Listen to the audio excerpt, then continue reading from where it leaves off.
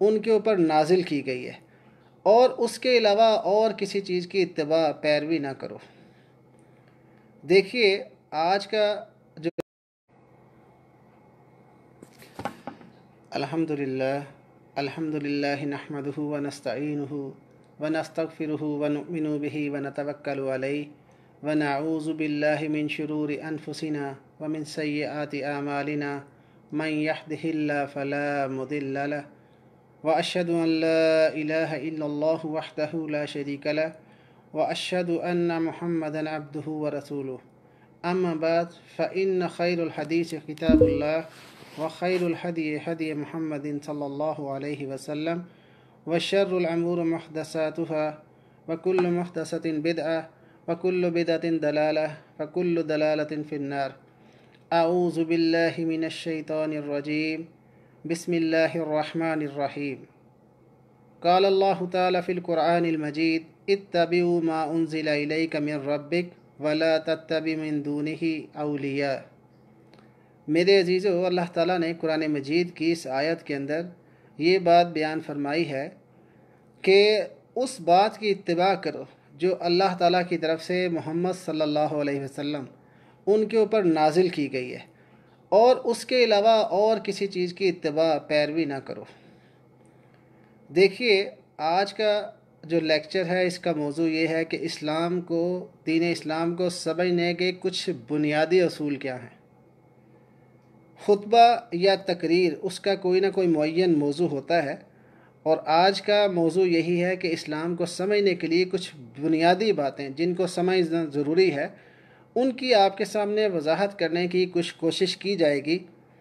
اور وہ یہ باتیں ہیں جو ہمارے دین کی بیس، اس کی اساس کی حیثیت رکھتی ہیں، یا آپ یہ کہہ سکتے ہیں کہ ان کی حیثیت خطوط کی یا گائیڈ لائنز کی ہے، یعنی ان کی روشنی میں جتنی دور تک آپ جانا چاہیں گے جا سکیں گے۔ گویا ان کی حیثیت ایسی گائیڈ لائنز یا ایسے خطوط کی ہے کہ اس کی روشنی میں آپ جہاں تک جانا چاہتے ہیں جا سکتے ہیں، اور جہاں تک دین کو سمجھنا چاہتے ہیں سمجھ سکتے ہیں۔ اس لیے کہ جب اصولی طور پر کسی چیز کو آپ سمجھ لیتے ہیں تو اس کے بعد اس کو سمجھنا، اس کے جزیات کو سمجھنا آسان ہو جاتا ہے۔ گویا ایک بنیاد فراہم کی جائے گی، اور اتنی مضبوط بنیاد وہ ہونی چاہیے کہ اس کے اوپر آپ جتنی مرضی منزلوں پہ منزلیں کھڑی کرتے جائیں گے، اور وہ عمارت، وہ ایسا شجرۃ الطیبہ ہے یہ دین اسلام، جس کی جڑیں زمین کی پنہائیوں کے اندر اتری ہوئی ہیں، اور اس کی شاخیں آسمان کی وسعتوں کے اندر پھیلی ہوئی ہیں۔ تو اگر کسی چیز کی بنیاد صحیح ہو تو یقینی طور پر اس کے اوپر جو عمارت کھڑی کی جائے گی وہ مضبوط ہوگی، اور اگر کسی چیز کی بنیاد، اس کی اساس ہی خراب ہو تو اس کے اوپر جو عمارت آپ تعمیر کریں گے ہوا کے ایک جھونکے کے ساتھ گر کر منہدم ہو جائے گی۔ اسی لیے آپ ان گائیڈ لائنز کی روشنی کے اندر جتنی منزلوں پر منزلیں طے کرنا چاہیں طے کر سکتے ہیں، اور جتنی دور تک جانا چاہیں انشاءاللہ جا سکیں گے، اور انشاءاللہ صراط مستقیم پر ہوں گے۔ وہ راستہ جو نبی صلی اللہ علیہ وسلم کا راستہ ہے، وہ راستہ جو صحابہ کرام کا راستہ ہے، اس راستے پر آپ ہوں گے۔ آپ کو اس سلسلے میں پہلی بات یہ سمجھنی چاہیے کہ اللہ تعالیٰ نے ہمیں اس کائنات میں بندے کی حیثیت سے، انسان کی حیثیت سے پیدا کیا ہے، اور اس حیثیت کے لحاظ سے اللہ تعالیٰ کی بندگی اور اس کی عبادت کرنا ہماری زندگی کا مقصد ہے۔ اسی لیے اللہ تعالیٰ نے یہ بات بیان فرمائی ہے، وَمَا خَلَقْتُ الْجِنَّ وَالْإِنسَ إِلَّا لِيَعْبُدُونَ، کہ ہم نے جنوں کو اور انسانوں کو صرف اسی لیے پیدا کیا ہے کہ وہ ہماری بندگی کریں۔ تو انسان کو اور جنوں کو، یہ دو مخلوقات ایسی ہیں اللہ تعالیٰ نے اچھا اور برا کام کرنے کا اختیار دیا ہے، اور ان کو اس لیے پیدا کیا ہے کہ اللہ تعالیٰ کی بندگی کریں، یعنی اللہ تعالیٰ اس کا جو حکم ہے اس کو مانیں اور اسی کے اوپر عمل کریں۔ ظاہر ہے ہم کس طرح سے رہیں اور کس طرح سے زندگی گزاریں، ہمارا منہج کیا ہو اور ہمارا طریقہ کون سا ہونا چاہیے، اور ہم کون سا کام کریں گے، کس طرح سے اللہ تعالیٰ کی بندگی کو بجا لائیں گے تو ہمیں اللہ تعالیٰ کی رضا حاصل ہوگی، اور کون سا ہم راستہ اختیار کریں گے تو اللہ تعالیٰ کی ناراضگی حاصل ہوگی۔ ظاہر ہے کہ یہ بات آپ سارے ہی لوگ سمجھتے ہیں کہ ہدایت کا سرچشمہ صرف اور صرف حضرت محمد صلی اللہ علیہ وسلم ان کی تعلیمات ہیں۔ اس کو چھوڑ کر کوئی بھی راستہ اختیار کیا جائے گا تو وہ گمراہی کا راستہ ہوگا۔ نبی صلی اللہ علیہ وسلم نے زمین کے اوپر ایک سیدھی لکیر کھینچی، سیدھا خط کھینچا اور کہا انا حاضی صراطم مستقیمہ، یہ میرا سیدھا راستہ ہے، تو فاتبعوہ، اس پر چلو، ولا تتبعوا السبل، اور ٹیڑھے راستوں کے اوپر نہیں چلو۔ اور اس کے دائیں طرف 2 ٹیڑھی لکیریں کھینچی اور بائیں طرف 2 ٹیڑھی لکیریں کھینچی اور کہا اس کے علاوہ، سیدھے راستے کے علاوہ ٹیڑھے راستے موجود ہیں، اور جو بھی اس ٹیڑھے راستے کے اوپر چلے گا اس کے اوپر شیاطین بیٹھے ہوئے ہیں، اس کو سیدھے راستے سے گمراہ کر دیں گے۔ تو اس امت میں اس سیدھا راستہ جو نبی صلی اللہ علیہ وسلم اور صحابہ کرام رضوان اللہ علیہم اجمعین کا راستہ ہے، اس کے علاوہ ٹیڑھے راستے موجود ہیں۔ جو شخص بھی نبی صلی اللہ علیہ وسلم کو چھوڑ کر کسی اور کو امام بنائے گا تو اس راستے کے اوپر شیاطین بیٹھے ہیں جو اس کو جہنم کے اندر پھینک کر ہی چھوڑیں گے، اور قیامت والے دن وہ شخص اللہ تعالیٰ کے سامنے یہ بات نہیں کر سکے گا کہ میرے سامنے محمد صلی اللہ علیہ وسلم ان کا راستہ نہیں تھا۔ اللہ تعالیٰ نے خود قرآن مجید میں بار بار اس چیز کی ذمہ داری لی ہے اور کہا ہے۔ ایک تو یہ بات کہی ہے کہ اللہ تعالیٰ نے نبی صلی اللہ علیہ وسلم کی زندگی کو، قرآن مجید کو محفوظ کر دیا، اِنَّا نَحْنُ نَزَّلْنَا الذِّكْرَ وَإِنَّا لَهُ لَحَافِظُونَ، ہم نے اس قرآن و حدیث کے ذکر کو نازل کیا ہے اور ہم ہی اس کی حفاظت کرنے والے ہیں۔ اور نبی صلی اللہ علیہ وسلم کی زندگی کا ایک ایک پل، جب سے ان کو اللہ تعالیٰ نے نبوت دی، اس کو اللہ تعالیٰ نے محفوظ کر دیا، اور قیامت تک کوئی بھی شخص اگر یہ سمجھنا چاہے گا اور عمل کرنا چاہے گا کہ نبی صلی اللہ علیہ وسلم نے اللہ تعالیٰ کی تعلیمات پر کس طرح سے عمل کیا، وہ اس پر بالکل اس طرح عمل کر سکتے ہیں کہ اس کے لیے موقع موجود ہے جس طرح کے صحابہ کرام نے اس کے اوپر عمل کیا۔ یہ ایک الگ بات ہے کہ اللہ تعالیٰ نے ان کا درجہ ہم سے زیادہ اس لیے رکھا ہے کہ نبی صلی اللہ علیہ وسلم کی صحبت ان کو نصیب ہوئی، اور قیامت تک پیدا ہونے والے لوگوں میں سے وہی سب سے بہترین جماعت تھی۔ لیکن کوئی بھی شخص اگر آج یہ چاہے کہ وہ نبی صلی اللہ علیہ وسلم کے طریقے پر عمل کرے تو اس کے لیے اس چیز کا موقع موجود ہے، اور احادیث کی کتابیں موجود ہیں، قرآن مجید محفوظ شکل میں، احادیث محفوظ شکل کے اندر محفوظ ہیں، تو اس کے اوپر عمل کر سکتا ہے۔ اس لیے کہ اللہ تعالیٰ نے یہ بات بیان فرمائی، وَمَن يَبْتَغِ غَيْرَ الْإِسْلَامِ دِينًا فَلَن يُقْبَلَ مِنْهُ وَهُوَ فِي الْآخِرَةِ مِنَ الْخَاسِرِينَ، جو شخص بھی اسلام کے علاوہ کوئی بھی دین چاہے گا، اسلام کو چھوڑ کر وہ کسی بھی فرقے کے اندر جائے گا، قرآن حدیث کو چھوڑ کر کسی بھی فرقے کے اندر وہ داخل ہو جائے گا، تو اللہ تعالیٰ قیامت والے دن اس سے یہ قبول نہیں کرے گا، اور آخرت میں اس کو گھاٹا ہی اٹھانا ہے۔ کوئی شخص جتنی بھی لاہیت کے ساتھ بندگی کر لے، کوئی بھی عبادت کر لے، لیکن اگر وہ نبی صلی اللہ علیہ وسلم کے طریقے پر نہیں ہے تو وہ کسی بھی صورت قبول نہیں کی جائے گی۔ آخرت میں اسے گھاٹا ہی اٹھانا ہے۔ فَلَن يَقْبَلَ مِنْهُ وَهُوَ فِي الْآخِرَةِ مِنَ الْخَاسِرِينَ، گویا انہی تعلیمات کی روشنی میں انسان کی تمام تر کامیابی کا راز مضمر ہے۔ اس سلسلے میں اللہ تعالیٰ نے بہت سی حد بندگیاں کی ہیں اور کچھ حیثیتیں مقرر کی ہیں۔ قرآن مجید میں اللہ تعالیٰ فرماتا ہے اطیعوا اللہ و اطیعوا الرسول وَأُولُو الْأَمْرِ مِنْکُمْ، اللہ تعالیٰ کی اطاعت کرو اور اللہ کے رسول صلی اللہ علیہ وسلم ان کی اطاعت کرو، اور حکمران جو ہیں تم میں سے ان کی اطاعت کرو۔ ظاہر ہے یہ جو 2 اطاعتیں ہیں، اللہ کی اطاعت اور اللہ کے رسول صلی اللہ علیہ وسلم کی اطاعت، اس سلسلے میں تو کوئی بھی شخص کسی قسم کی شرائط نہیں لگا سکتا کہ یہ شرط ہو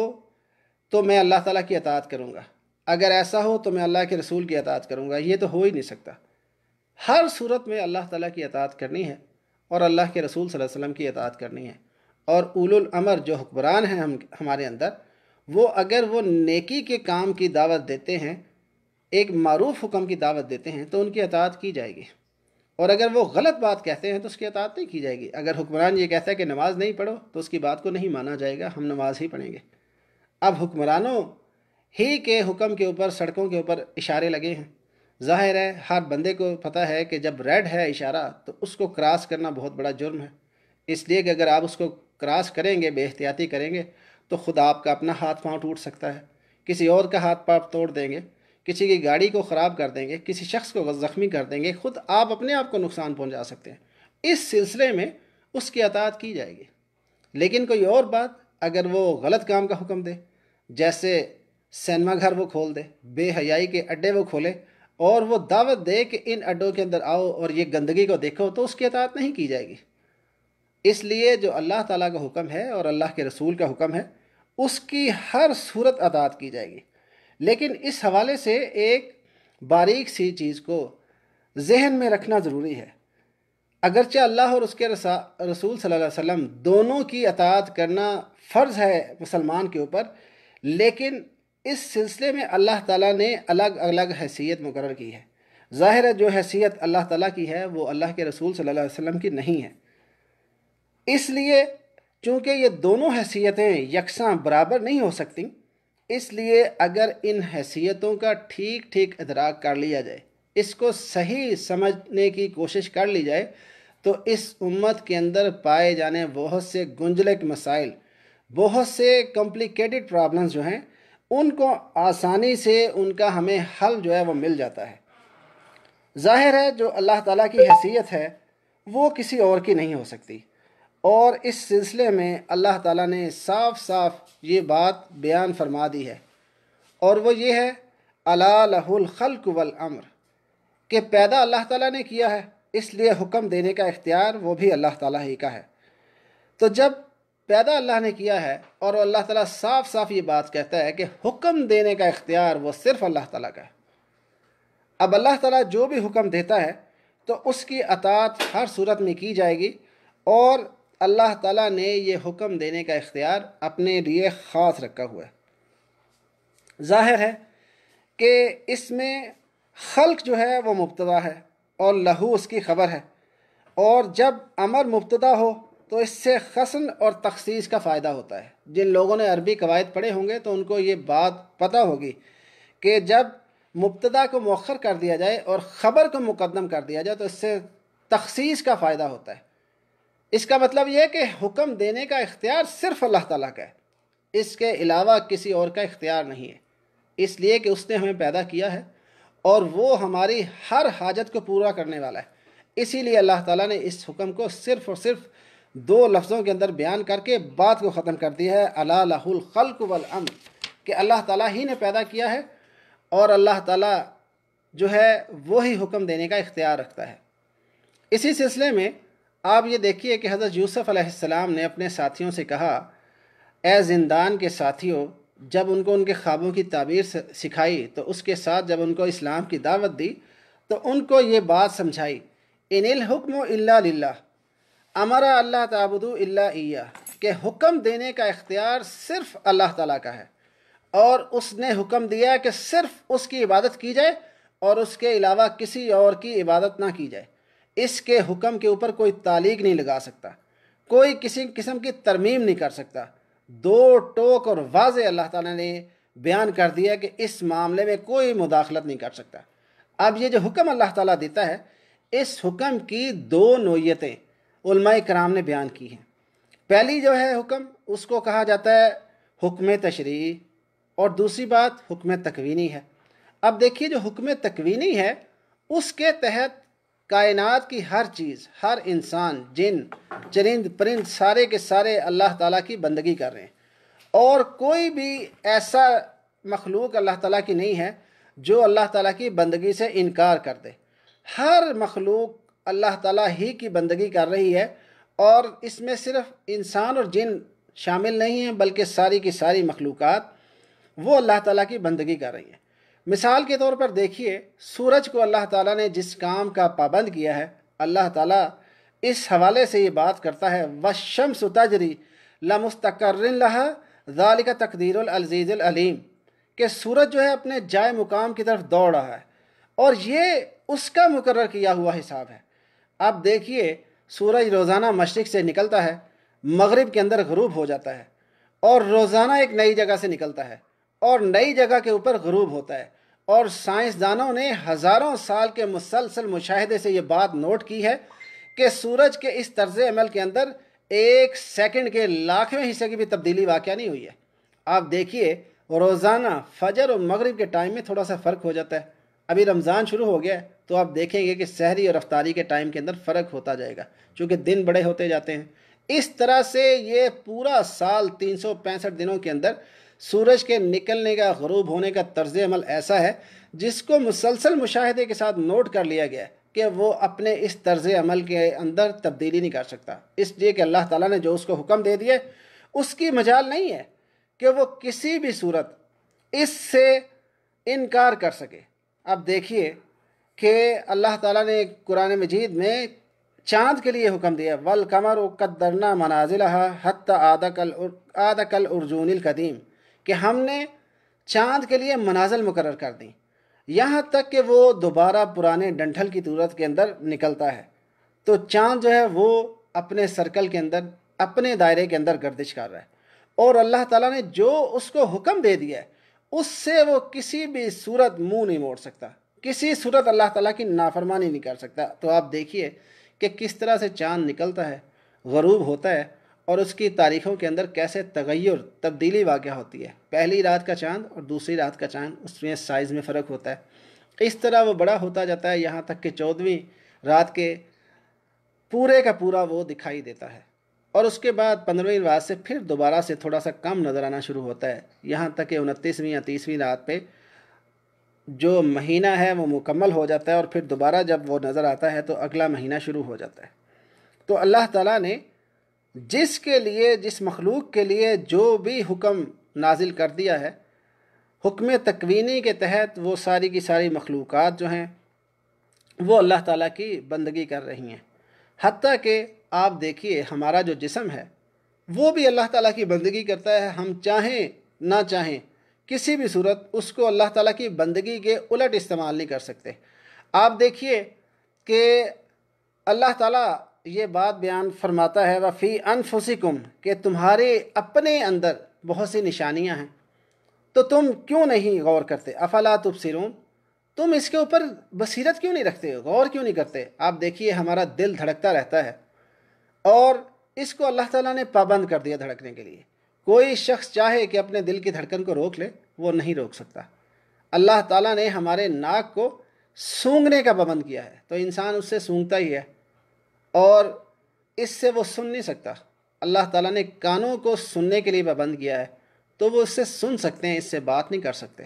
اس سے وہ سونگھ نہیں سکتے۔ اور انسان کے منہ کو اللہ تعالیٰ نے جس کام کے لیے پابند کیا ہے اسی کا پابند ہے۔ انسان کی آنکھوں کو جس کام کے لیے پابند کر دیا ہے وہ اسی کی بندگی کر سکتی ہیں، اور وہ اس حوالے سے کسی قسم کی اللہ تعالیٰ کی خلاف ورزی نہیں کر سکتی۔ حتیٰ کہ اللہ تعالیٰ یہ ساری کی ساری مخلوقات، چرند پرند، انسان، جانور اور جن، سب کے سب اگر اللہ تعالیٰ کے خلاف اکٹھے ہو جائیں اور اس کے خلاف بغاوت کر دیں تو وہ کچھ نہیں بگاڑ سکتے، اللہ تعالیٰ کا کچھ اس کے سامنے نہیں کر سکتے۔ تو ساری کی ساری مخلوقات وہ اس حوالے سے اللہ تعالیٰ کے حکم تکوینی کی پابند ہے، اس میں کسی کو کوئی اختیار ہی نہیں ہے۔ دوسرا حکم اس کو حکم تشریعی کہا گیا ہے۔ اس میں آپ دیکھیے کہ ہر انسان وہ کچھ نہ کچھ اختیار رکھتا ہے اپنے پاس، اللہ تعالیٰ نے اس کو دیا ہے، اور اس کو ہر شخص بدیہی طور پر محسوس کرتا ہے۔ اب دیکھیے انسان کھانا کھاتا ہے اپنے اختیار کے ساتھ کھاتا ہے، زیادہ کھاتا ہے اپنے اختیار کے ساتھ کھاتا ہے،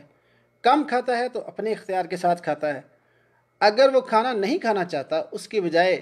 وہ کچھ فروٹ وغیرہ کھانا چاہتا ہے وہ کھا لیتا ہے، وہ بھی نہیں کھانا چاہتا، چائے پینا چاہتا ہے وہی پی کے گزارا کر لیتا ہے، وہ نہیں کرنا چاہتا جوس پی لیتا ہے۔ جو اس کا دل چاہتا ہے وہ کرتا ہے، اور جو دل چاہتا ہے وہ نہیں کرتا۔ بہت سے لوگ ہیں وہ حلال کھاتے ہیں اور اس کے لیے وہ اپنے آپ کو پابند رکھتے ہیں، کوشش کرتے ہیں کہ وہ حرام کا لقمہ نہ کھائیں۔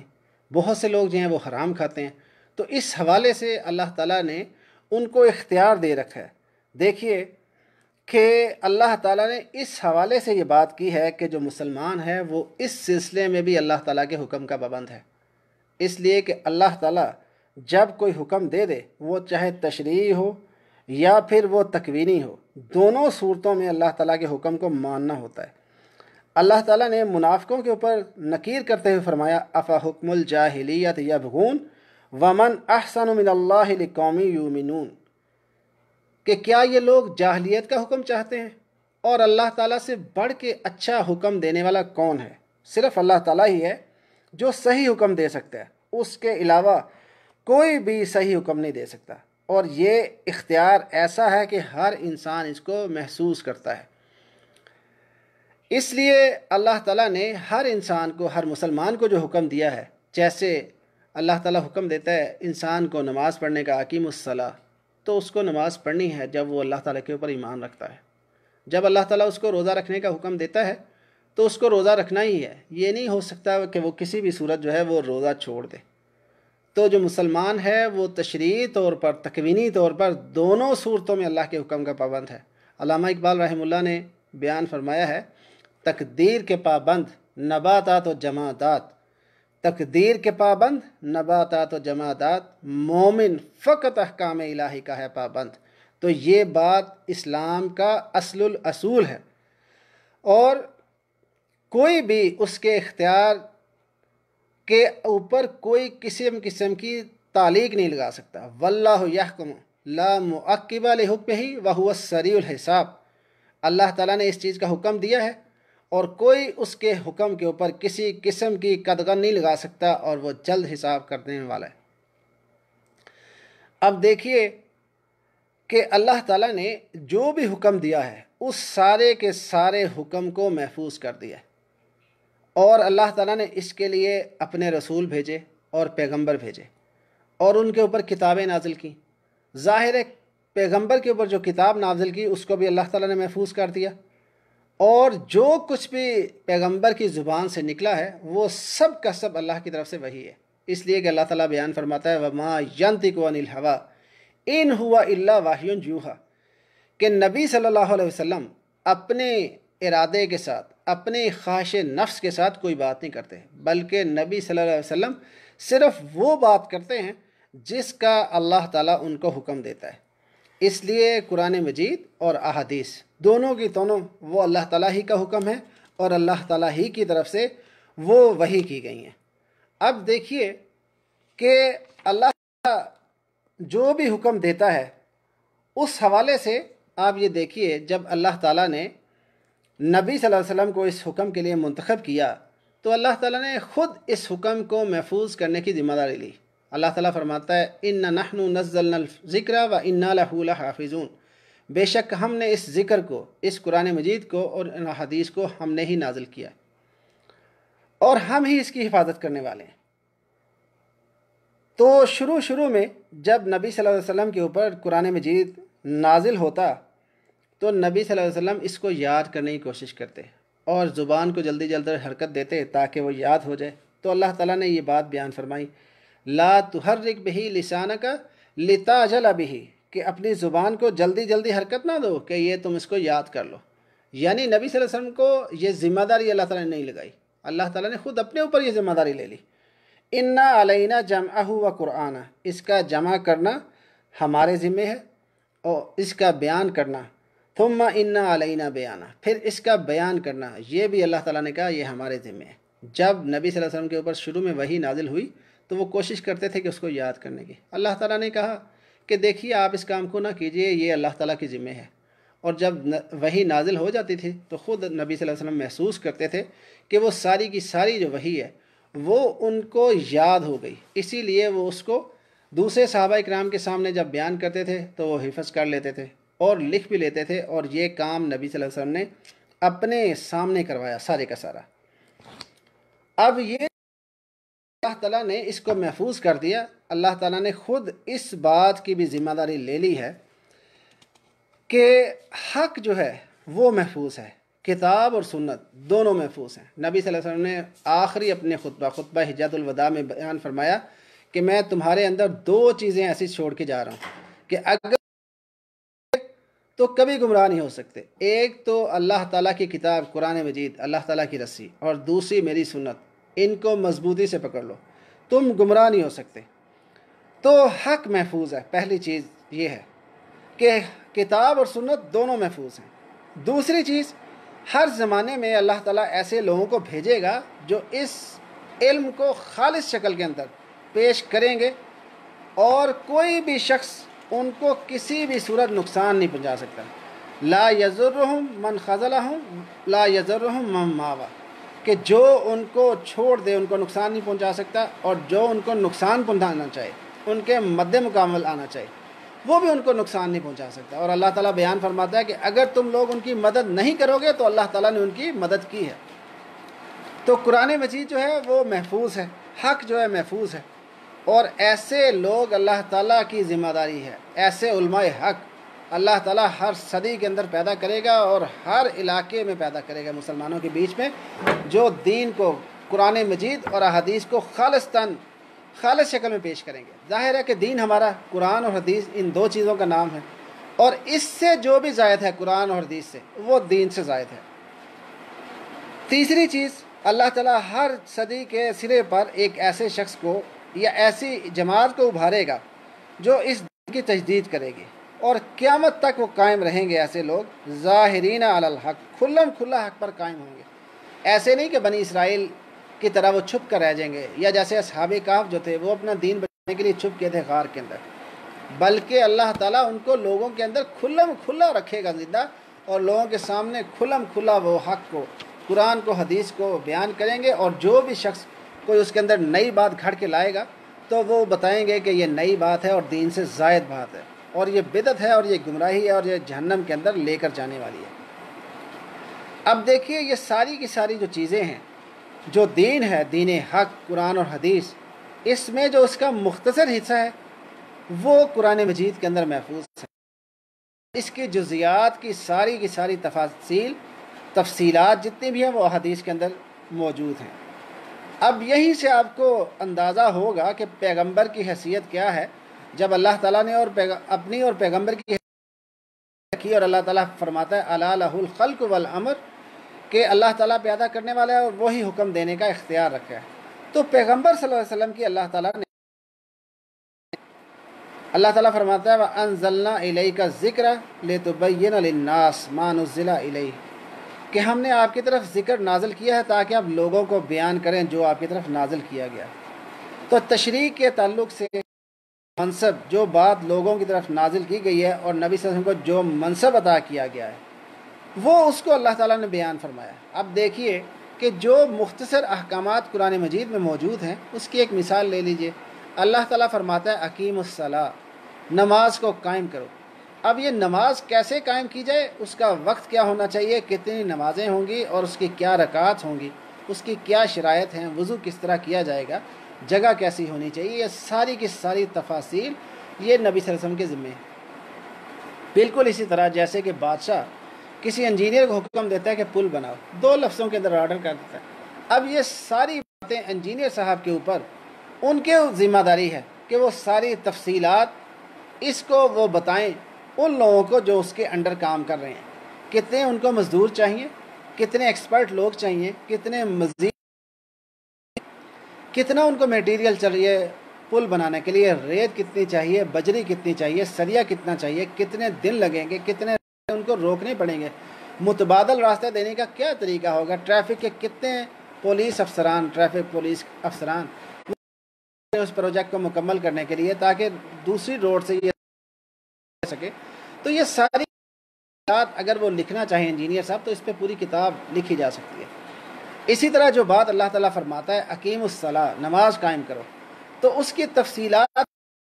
صلاۃ نبوی کے اوپر آپ چاہیں تو پوری کی پوری کتاب لکھ سکتے ہیں۔ اب دیکھیے جب کوئی شخص نماز پڑھتا ہے تو اس کے لیے وضو کرنا شرط ہے، وضو کیے بغیر تو نماز نہیں پڑھ سکتا۔ اب وضو کس طرح سے کیا جائے گا، بالکل اسی طریقہ سے کیا جائے گا جیسے نبی صلی اللہ علیہ وسلم نے کیا ہے۔ اس کے علاوہ ہر نماز کو پڑھنے کا طریقہ، اب ہر نماز کے اندر فرض رکھتے ہیں، فجر میں 2 فرض رکھتے ہیں، ظہر کے اندر 4 فرض ہیں، عصر میں 4 فرض ہیں، مغرب میں 3 ہیں، عشاء کے اندر 4 فرض ہیں۔ اسی طرح پھر سنت موقدہ وہ کون سی ہیں، جیسے فجر میں 2 ہیں، اور پھر ظہر کے اندر فرض سے پہلے 2 بھی ہیں اور 4 بھی ہیں، اور فرض کے بعد تو متفقن علیہ ہے کہ 2 سنت رکعات ہیں۔ इसी तरह असर से पहले 4 सुन्नत गैर मुअक्कदा हैं, मुअक्कदा नहीं है वो। इस तरह मगरिब के बाद 2 सुन्नत हैं मुअक्कदा, और इशा के अंदर 2 सुन्नत हैं, उसके बाद 3 वितर हैं, और यही है। इसके अलावा जो इससे ज़ायद पढ़ता है तो वो उससे ज़ायद है। बाकी नवाफिल का अहतमाम इंसान करना चाहे तो नफल वो पढ़ सकता है। नफल नमाज़ें जो पढ़ी हैं नबी सल्लल्लाहु अलैहि वसल्लम, जैसे तहज्जुद की नमाज़ है 8 रकत पढ़ी है, उसके साथ 3 वितर पढ़े हैं, और वितर इससे ज़्यादा भी पढ़े हैं और 1 वितर भी पढ़ा है। इसी तरह से जो सलातुज़ ज़ुहा नबी सल्लल्लाहु अलैहि वसल्लम फरमाते थे जब सूरज, तो 2 रकत भी पढ़ी है, 4, 6 और 8 तक नबी सल्लल्लाहु अलैहि वसल्लम ने पढ़ी है। इसके अलावा जो ममनुआ औकात हैं उसके अलावा जब आप चाहें नफल पढ़ सकते हैं। तो ये सारी की सारी बातें कि कपड़ों का पाक होना चाहिए, इंसान को बावज़ू होना चाहिए, उसका जिस्म पाक होना चाहिए, उसका रुख किबले की जानिब होना चाहिए, ये सारी की सारी नमाज के मुतल्लिक़ जो तफसीलात हैं, इन सब को बयान करना नबी सल्लल्लाहु अलैहि वसल्लम की ज़िम्मेदारी है। और नबी सल्लल्लाहु अलैहि वसल्लम ने इसको बिल्कुल सही तरीके से बयान कर दिया, और ख़ुद अल्लाह ताला की इसकी ऊपर गवाही है कि हमने इसको, इस ज़िक्र कुरान और हदीस को अपने ईमानदार बंदे के ऊपर नाजिल किया। और इसके ऊपर नबी सल्लल्लाहु अलैहि वसल्लम के दुश्मन भी गवाही देते रहे हैं कि ये साथ। तो अगर कोई शख्स इसके अलावा कोई नई बात करता है तो वह ज़ाहिर है अपने आप को ये समझता है कि जैसे वो नबी है, नबी सल्लल्लाहु अलैहि वसल्लम के मनसब को वो इस्तेमाल करता है, और वो शख्स अल्लाह ताला के हक़ को इस्तेमाल करता है। यकीनन हक़ को बयान करना, हुक्म देना, ये इख्तियार है। अब वो जो अल्लाह ताला के इख्तियार है, जो मनसब अल्लाह ताला ने नबी सल्लल्लाहु अलैहि वसल्लम की है, उसको लोगों को बयान कर दें, तो वो एक तो अल्लाह ताला के हक़ को जो अथॉरिटी दी गई है उस अथॉरिटी का वो इस्तेमाल करता है, तो वो शख्स जो है वो बिदअती है। इसी तरह से जो भी अल्लाह ताला हुक्म बयान करता है उसकी शरह और उसकी वजाहत ये करना नबी सल्लल्लाहु अलैहि वसल्लम के ज़िम्मे है। और नबी सल्लल्लाहु अलैहि वसल्लम ने फरमाया कि खैर की कोई बात ऐसी नहीं है जो मैंने तुम्हें ना बताई हो,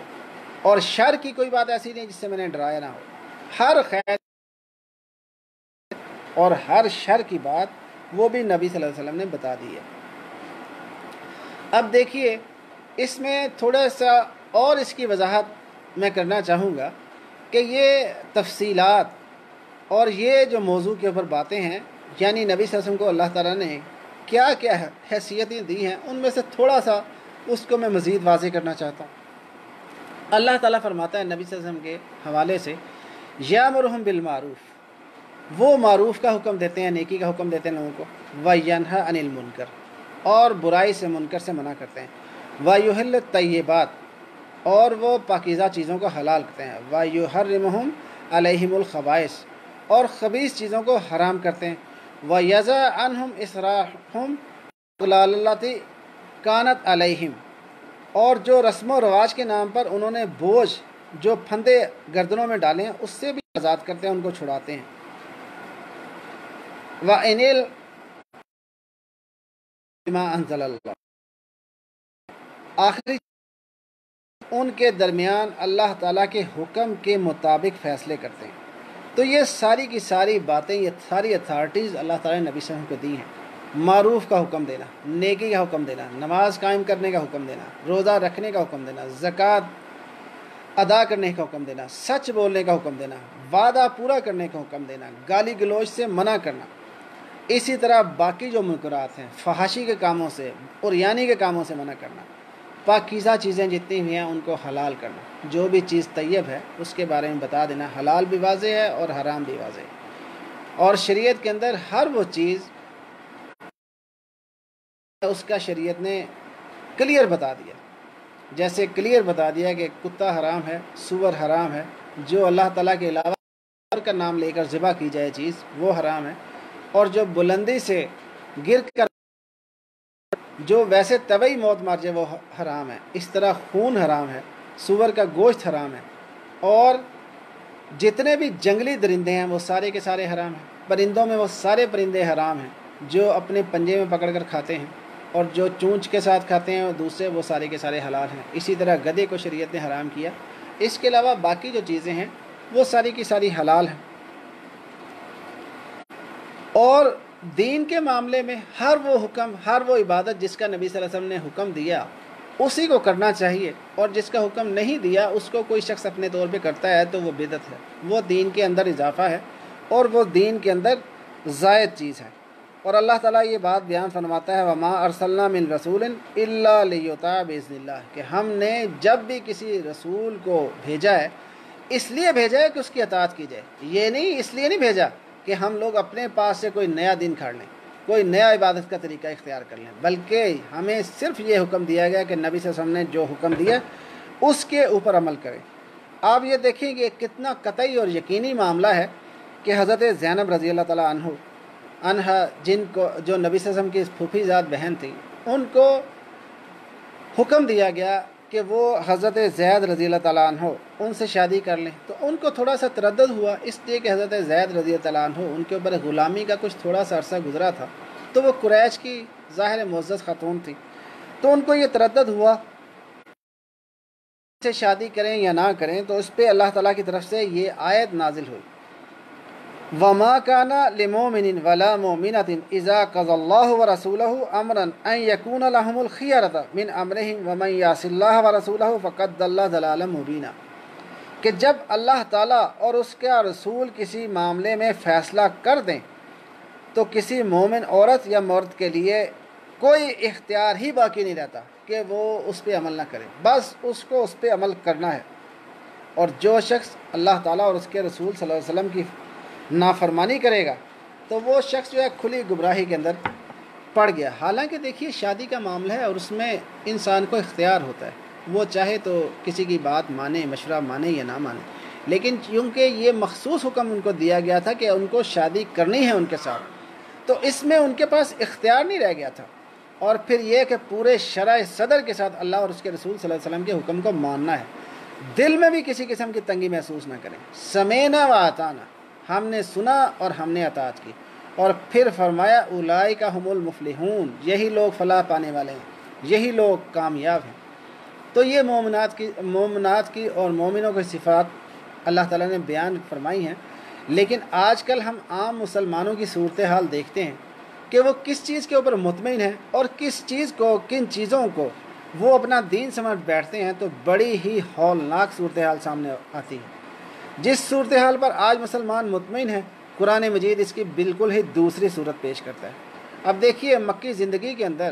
نبی صلی اللہ علیہ وسلم نے جو نبوت کے بعد 13 سال گزارے،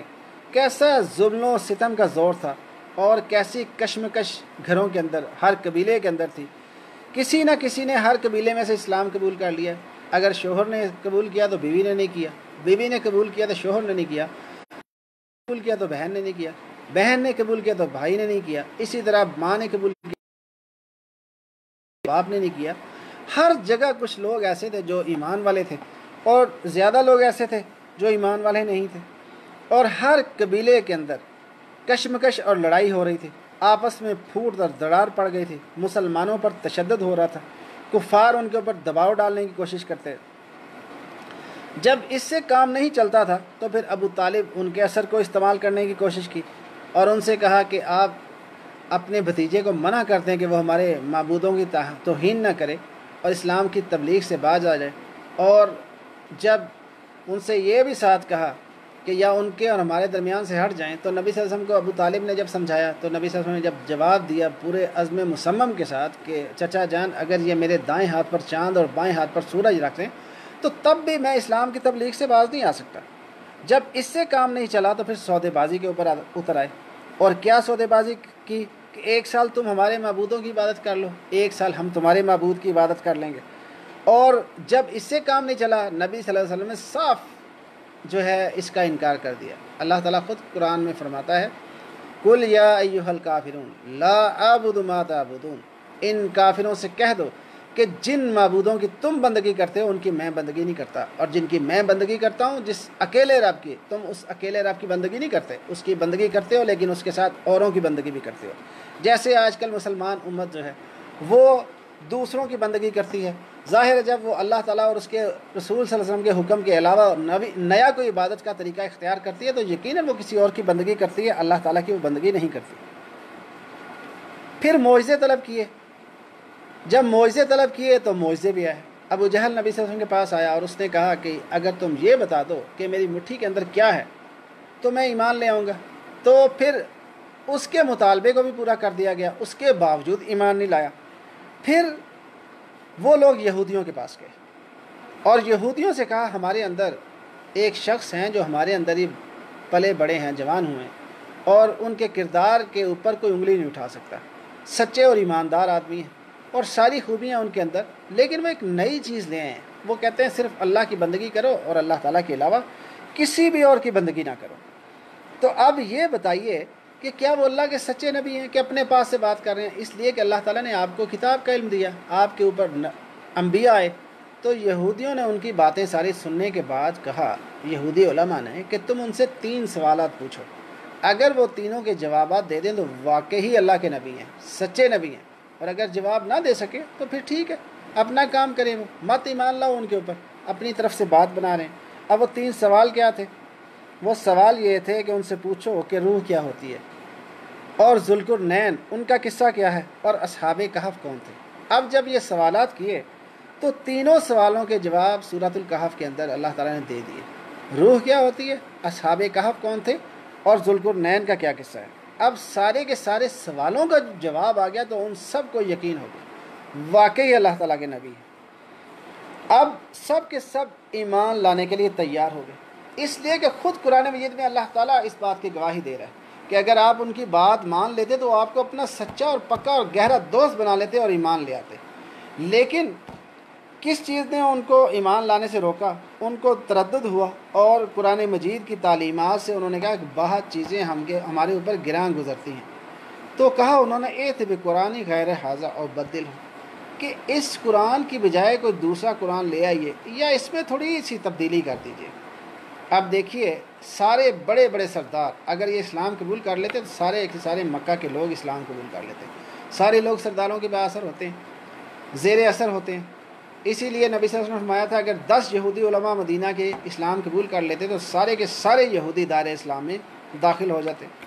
اور نبی صلی اللہ علیہ وسلم چاہتے ہی کیا تھے؟ نبی صلی اللہ علیہ وسلم چاہتے تھے کسی نہ کسی طرح یہ لوگ مسلمان ہو جائیں، جہنم کے اندر نہ جلیں۔ اور خود قرآن مجید میں اللہ تعالیٰ نے نبی صلی اللہ علیہ وسلم کے اس جذبے اور شوق کا نقشہ کھینچا ہے۔ فَلَعَلَّكَ بَاخِعٌ نَفْسَكَ عَلَىٰ آثَارِهِمْ إِن لَّمْ يُؤْمِنُوا بِهَٰذَا الْحَدِيثِ أَسَفًا، کہ آپ کو اس قدر شوق ہے اس چیز کا کہ یہ لوگ ایمان لے آئیں، اگر ایسا نہ ہو تو یوں لگتا ہے جیسے آپ اپنی جان کھپا دیں گے اس کام کے لیے، آپ جان دے دیں گے اس کے لیے، اتنا آپ کو شوق ہے۔ اور نبی صلی اللہ علیہ وسلم کے دل کے اندر بس تھوڑی سی ایک خواہش پیدا ہوئی جس کو خاطر قلب کہا جاتا ہے کہ کاش یہ تبدیلی پیدا کر دی جائے، کاش ایسی تبدیلی ہو جائے تاکہ یہ سارے کے سارے لوگ مسلمان ہو جائیں۔ اور یہ جب سارے کے سارے مسلمان ہو جائیں گے تو مکہ سارا ہی مسلمان ہو جائیں گے۔ لیکن اللہ تعالیٰ نے اس موقع پر قرآن مجید میں جو آیات نازل کی ہیں اور جو نقشہ کھینچا ہے وہ بہت ہی خوفناک ہے، اور اللہ تعالیٰ اس حوالے سے کلیئر یہ بات بیان کرتا ہے وَإِن كَادُوا لَا يَسْتَفِزُّونَكَ مِنَ الْأَرْضِ لِيُخْرِجُوكَ مِنْهَا وَإِذًا لَا يَلْبَسُونَ خِلَافَكَ إِلَّا قَلِيلًا، کہ اگر ایسا ہو جاتا کہ وہ اس طرح سے کر بیٹھتے تو پھر آپ کو جو ہے وہاں زیادہ دیر ٹھہر نہ سکتے۔ اور اس سے پہلے اللہ تعالیٰ اس حوالے سے کیا بیان فرماتا ہے اس کو بھی دیکھ لیجئے۔ وَإِن كَادُوا لِيَفْتَنُونَكَ عَنِ الَّذِي أَوْحَيْنَا إِلَيْكَ لِتَفْتَرِيَ عَلَيْنَا غَيْرَهُ، کہ قریب تھا کہ یہ لوگ اس وحی کی طرف سے جو ہم نے آپ پر نازل کی آپ کو فتنے میں ڈال دیتے تاکہ آپ ہمارے اوپر کوئی اور بھی بات گھڑ دیں۔ وَإِذًا لَاتَّخَذُوكَ خَلِيلًا، اور اگر آپ ایسا کر لیتے تو اس کا نتیجہ کیا ہوتا کہ یہ لوگ آپ کو اپنا پکا دوست بنا لیتے اور ایمان لے آتے۔ اور یہ بتایا اللہ تعالیٰ نے وَلَوْلَا ثَبَّتْنَاكَ لَقَدْ كِدتَّ تَرْكَنُ إِلَيْهِمْ شَيْئًا قَلِيلًا، اور اگر ہم آپ کو اس کے اوپر مضبوط نہ رکھتے تو شاید آپ بھی تھوڑا سا اس کی طرف جھک جاتے۔ تو اس کا نتیجہ کیا ہوتا کہ آپ بھی تھوڑا سا اس طرف جھک جاتے اور وہ لوگ سارے کے سارے مسلمان ہو جاتے، اس لیے کہ خود اللہ تعالیٰ کہہ رہا ہے کہ وہ سب آپ کو پکا دوست بنا لیتے۔ لیکن اس کام کے کرنے کا نتیجہ کیا ہوتا اگر نبی صلی اللہ علیہ وسلم ان کی اس بات کو مان لیتے؟ تو اللہ تعالیٰ فرماتا ہے وَإِذًا لَأَذَقْنَاكَ ضِعْفَ الْحَيَاةِ وظیف الممات ثم لا تجد لک علینا نصیرا، اگر آپ ایسا فیصلہ کر دیتے تو ہم زندگی میں بھی آپ کو اس کی دگنی سزا دیتے اور موت کے بعد بھی آپ کو دگنی سزا دیتے۔ دیکھیے حضرت محمد صلی اللہ علیہ وسلم کو خطاب کر کے یہ بات کہی جا رہی ہے، یعنی اللہ تعالیٰ اس چیز کو بیان کر رہا ہے کہ یہ حکم دینا، قرآن مجید کو نازل کرنا، یہ اللہ تعالیٰ کا اختیار ہے۔ آپ کے صرف نبی صلی اللہ علیہ وسلم کے دل میں تھوڑی سی خواہش پیدا ہوئی تھی، جس کو کہا جاتا ہے خواتیر قلب، کہ کاش ایسا ہو جائے،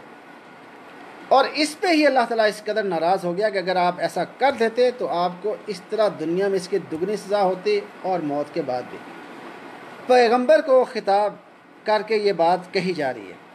کہ وہ اس کے پاس بھی اس چیز کا اختیار نہیں ہے کہ وہ اس میں کسی قسم کی تبدیلی کر سکے، اور اس کا جواب اللہ تعالیٰ نے دیا، کل ان ابدلہ ان تلقائی اتبع الا ما یوحی علیہ من ربہ، ان سے کہہ دیجئے کہ میں اس کے اندر کسی قسم کی تبدیلی کرنے کا کوئی اختیار نہیں رکھتا سوائے اس کے کہ جو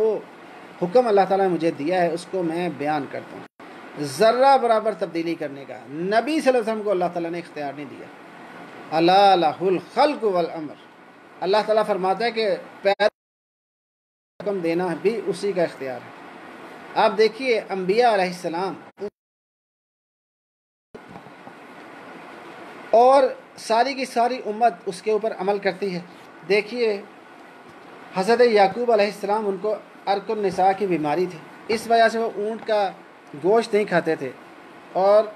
اسی وجہ سے بنی اسرائیل کے لوگوں نے ان کو دیکھ کے اپنے اوپر اونٹ کا گوشت اور دودھ حرام کر لیا، اور وہ اونٹ کا گوشت نہیں کھاتے تھے، اس کا دودھ نہیں پیتے تھے۔ شیعوں نے بھی اپنے اوپر اونٹ کا گوشت جو ہے وہ حرام کیا ہوا ہے۔ اس کے علاوہ آپ دیکھیں ایک اور واقعہ کہ حضرت زینب رضی اللہ تعالیٰ عنہ، ان کے گھر میں شہد آیا کہیں سے، اور وہ جب نبی صلی اللہ علیہ وسلم عصر کے بعد ساری کی ساری اپنی بیویوں کی طرف چکر لگاتے تھے، ان کے گھر بھی جاتے تھے، وہ شہد کو پانی میں مکس کر کے شربت بناتی تھی اور نبی صلی اللہ علیہ وسلم کو پلاتی تھی، اور نبی صلی اللہ علیہ وسلم اس کو پیتے تھے۔ اب اگر 10 منٹ کے لیے ہر گھر میں جاتے تھے نبی صلی اللہ علیہ وسلم، تو ہو سکتا ہے یہاں پہ 20 منٹ لگ جاتے ہوں۔ اب اس پہ حضرت عائشہ رضی اللہ عنہ ان کو غصہ آیا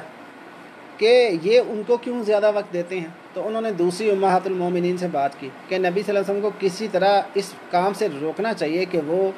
باقی امہات المومنین کی بجائے حضرت زینب کو تھوڑا ٹائم زیادہ کیوں دے دیتے ہیں، حالانکہ اس کی وجہ تو شہد پینا تھی اور وہ شربت پینا تھا جو وہ بناتی تھی۔ تو انہوں نے ایک ترکیب سوچی اور سازش کی، اور وہ آپس میں طے کیا کہ جب نبی صلی اللہ علیہ وسلم آئیں گے میرے پاس تو میں ان سے کہوں گی کیا بات ہے، آپ کے منہ سے مغافیر کی بو آ رہی ہے، اور جب دوسری کے پاس جائیں گے وہ بھی یہی بات کرے گی، تیسری کے پاس جائیں گے وہی بھی یہ بات، جب سازش ہوگی نبی صلی اللہ علیہ وسلم کو شک پڑ جائے گا، اس لیے کہ مغافیر وہ لاسا ہوتا ہے کہ جب مکھی رس چوستی ہے پھولوں سے تو ہو سکتا ہے اس کی تھوڑی سی ہیک اس کے اندر رہ گئی ہو، تو نبی صلی اللہ علیہ وسلم کو بدبو تو بہت ناپسند تھی، اسی لیے وہ پیاز جو تھے وہ کچے پیاز کو نہیں کھاتے تھے، اور اسی طرح دوسری جو چیزیں ہیں جس سے منہ میں اسمیل آتی ہے، اگرچہ نبی صلی اللہ علیہ وسلم نے امت کو حکم دیا کہ وہ پیاز کھائیں اور اس کو شوق سے کھائیں، صرف اس لیے کہ فرشتے ان سے گفتگو کرتے تھے اور ان کو تکلیف ہوتی ہے، تو نبی صلی اللہ علیہ وسلم ہر وقت مسواک بھی کرتے تھے، خوشبو بھی استعمال کرتے تھے، خوشبو لگاتے تھے، خود نبی صلی اللہ علیہ وسلم کے پسینے سے خوشبو آتی تھی، اور یہ بات صحیح مسلم کے اندر لکھی ہوئی ہے کہ نبی صلی اللہ علیہ وسلم جہاں سے گزر جاتے تھے ان کے گزرنے کے بعد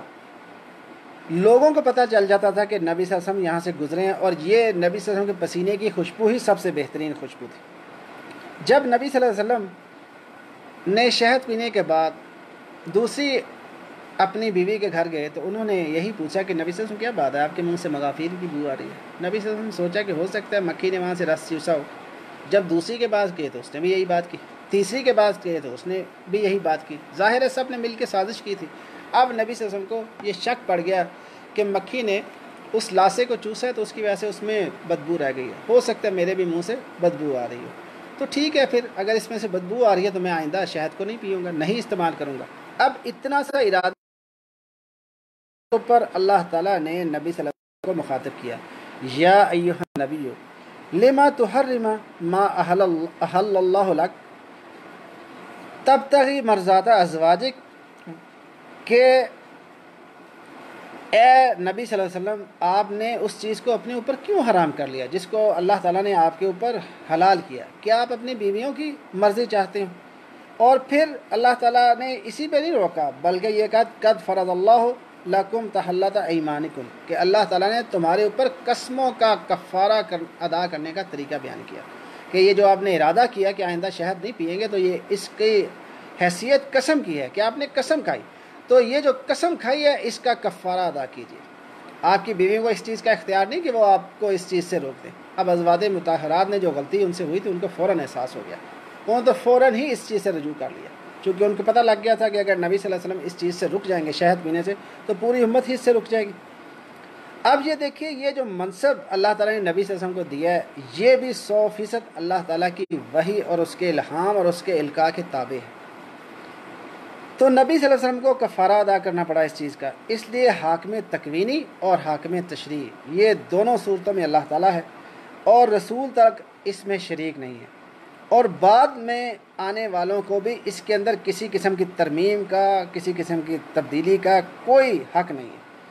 فرمایا وما آتاکم الرسول فخذوہ وما نہاکم عنہ فانتہوا، جو بات تمہیں رسول صلی اللہ علیہ وسلم دے دیں اس کو لے لو، اور جس سے وہ تمہیں روک دیں اس سے رک جاؤ۔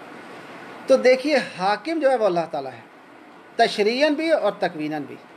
نبی صلی اللہ علیہ وسلم کو خاص خاص مناسب دے کر بھیجا گیا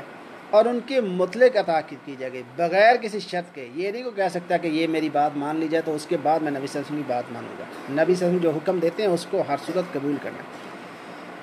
دین کو نبی صلی اللہ علیہ وسلم کی زندگی کے اندر مکمل کر دیا۔ اب یہ دین کسی پیوند کاری کا محتاج نہیں۔ الیوم اکملت لکم دینکم واتممت علیکم نعمتی ورضیت لکم الاسلام دینا، ہم نے آج کے دن تمہارے اوپر تمہاری نعمت جو ہے وہ مکمل کر دی اور دین کو تمہارے لیے مکمل کر دیا، اور اسلام کو بطور دین تمہارے لیے پسند کر دیا۔ اب دین جو اللہ تعالیٰ نے مکمل کیا اس کی بھی تھوڑی سی میں شرح کر دوں۔ پہلی چیز یہ ہے، دین کی وہ 3 حصوں کے اندر آپ رکھیے۔ پہلا حصہ عقائد کا ہے، دوسرا عبادات کا، اور تیسرا معاملات کا۔ اب عقائد جو ہیں وہ مکمل ہیں ہر صورت میں، اب اس میں آپ نہ کوئی کمی کر سکتے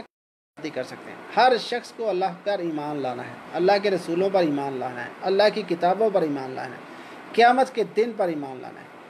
تقدیر کے اچھا برا ہونے کے اوپر ایمان لانا ہے۔ کوئی شخص ان باتوں میں کمی نہیں کر سکتا، زیادتی نہیں کر سکتا۔ تو عقائد مکمل ہے،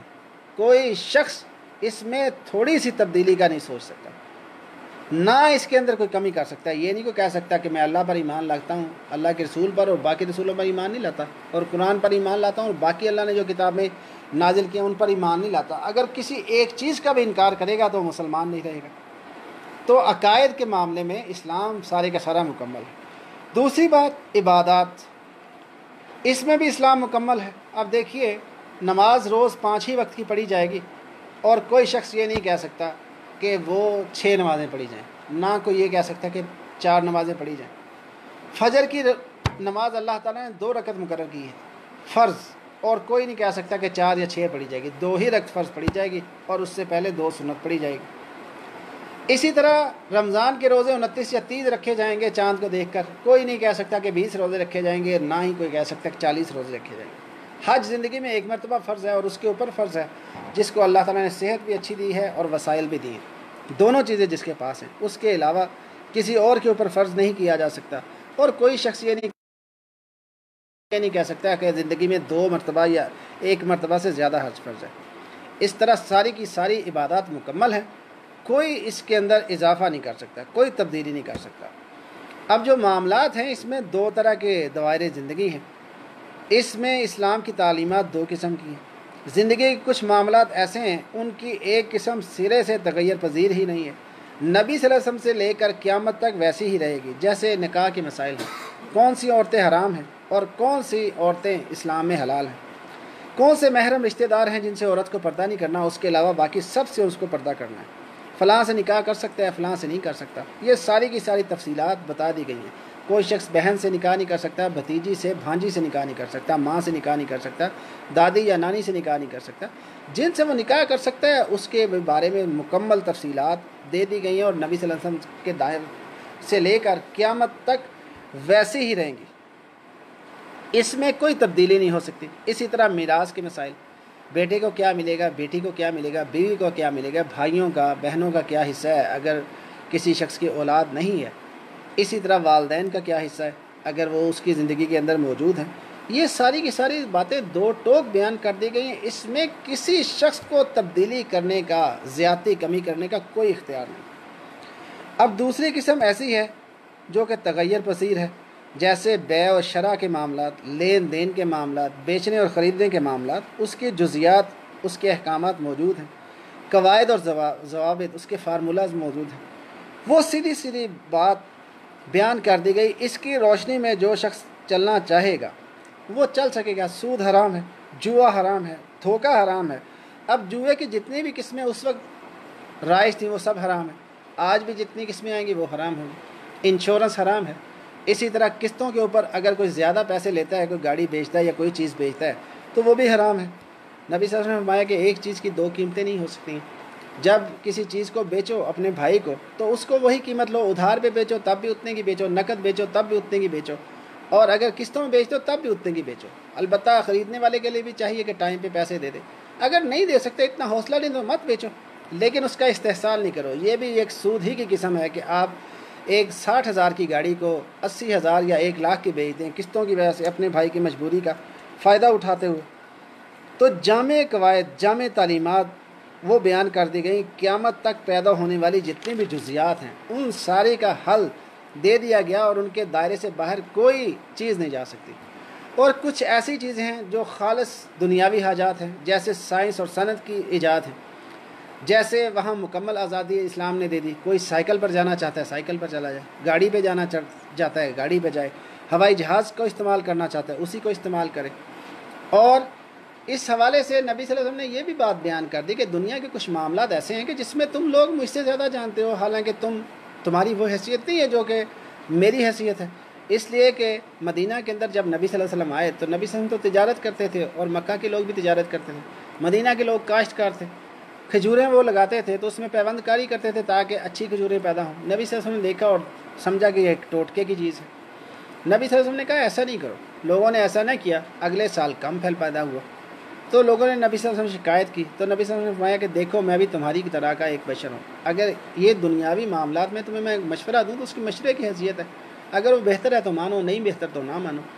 اور بلکہ یہ کہا کہ یہ جو اپنے دنیاوی معاملات ہیں، جو ایک بندہ اس کا ایکسپرٹ ہے وہ زیادہ بہتر جانتا ہے، وَأَنْتُمُ الْأَعْلَوْنَ بِأَمُورِ دُنْيَاكُمْ، کہ تم اپنے دنیا کے معاملات کو زیادہ بہتر جانتے۔ تو آج بھی وہ طریقہ رائج ہے کہ نر کھجور کے خوشے مادہ کھجوروں پہ ڈال دیے جاتے ہیں تو اس سے کھجوریں بہت اچھی پیدا ہوتی ہیں۔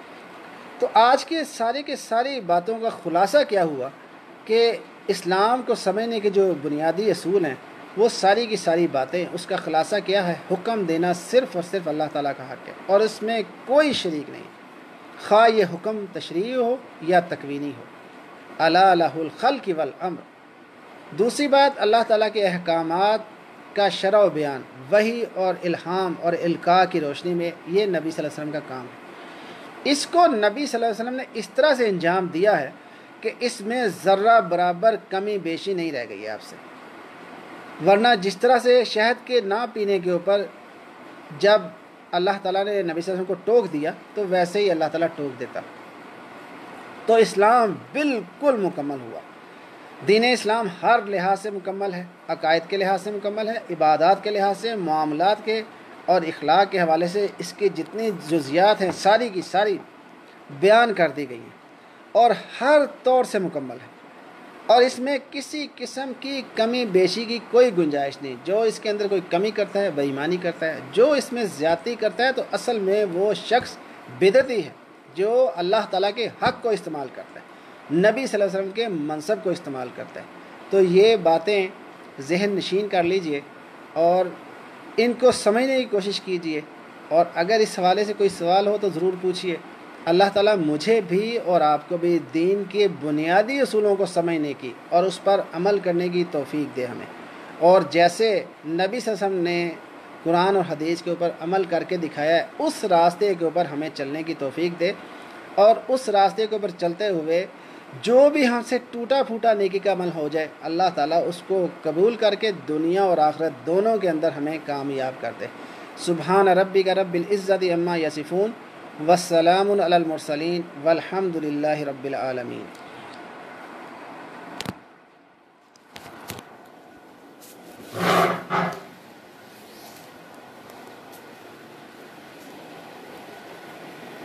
جنید اس کو بند کیسے کرنا ہے؟